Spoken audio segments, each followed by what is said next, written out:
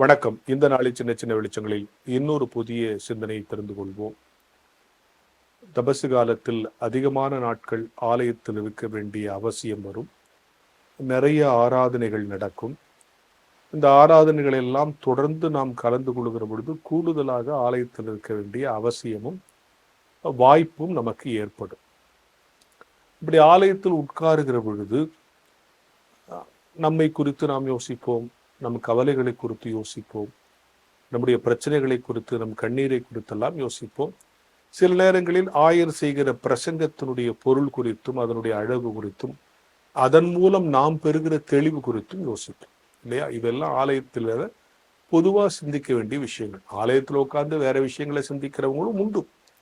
ஏன்னா ஆலயத்திற்கு போனால் ஒன்று கடவுளுக்கு முன்னால் நான் எவ்வாறு இருக்கிறேன் என்று யோசிப்பது, எனக்கு எத்தகைய கடவுள் இருக்கிறார், அவர் எத்தகைய வாய்ப்புகளை கிருபைகளை எனக்கு கொடுக்கிறார் என்று சிந்திப்பது.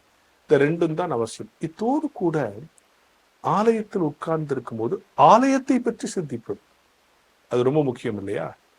ஆலயம்னா என்ன? Church. Church is the centre of worship. Church is the centre of faith. Church is the centre of fellowship என்று சொல்லுவார்கள். இந்த மூன்றையும் மறந்துடாதீங்க. ஒரு ஆலயத்துக்கு எதுக்கு வரும்? வர்ஷிப், வழிபடுறதுக்கு தான் வரும். யாரும் அப்படி வழிபடும் போது நம்ம கிட்ட ஒரு ஃபெலோஷிப் ஏற்படுது. ஏன்னா எல்லாம் ஒரே நேரத்தில் வரும். இந்த ஃபெலோஷிப் எதன் அடிப்படையில் வருது? நம்ம எல்லாருமே இயேசு கிறிஸ்துவை விசுவாசிக்கிறோம். அதான் நம்ம எல்லாருக்கும் இருக்கக்கூடிய ஒரே யூனிஃபார்மான திங்க் இல்லையா? நம்ம எல்லாருக்கும் கூடிய ஒரே எண்ணம் என்ன? நம்ம எல்லாரும் கடவுளை விசுவாசிக்கிறோம். எனவே ஆலயம் என்பது நான் வழிபடுவதற்கான இடம்.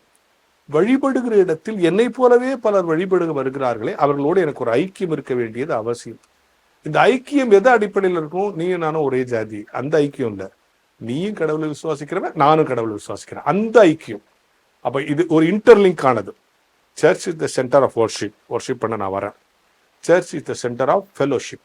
நான் வர்ஷிப் பண்ண உடனே எல்லாரும் வர்ஷிப் பண்ண நேரத்தில் எங்களுக்கு ஒரு ஃபெலோஷிப் வருது. அந்த ஃபெலோஷிப் எதன் அடிப்படையில் கட்டப்பட்டிருக்கிறது? Church is the centre of faith. எனக்கும் விசுவாசம் இருக்கு, உனக்கும் விசுவாசம் இருக்கு. இதுல தான் நம்ம ரெண்டு பேரும் ஐக்கியப்படணும்னு உணர்கிறது. எனவே திருச்சபையில் உட்கார்ந்து நம்மை சிந்திக்கிற அதே நேரத்தில், திருமறை வசனங்களை சிந்திக்கிற அதே நேரத்தில், திருச்சபையை பற்றியும் சிந்தித்து இத்தகைய தெளிவை பெற்றுக்கொள்வது இந்த காலகட்டங்களில் அவசியம் என்கிற ஞான வெளிச்சத்தோடு இந்த நாளை தொடங்குவோம்.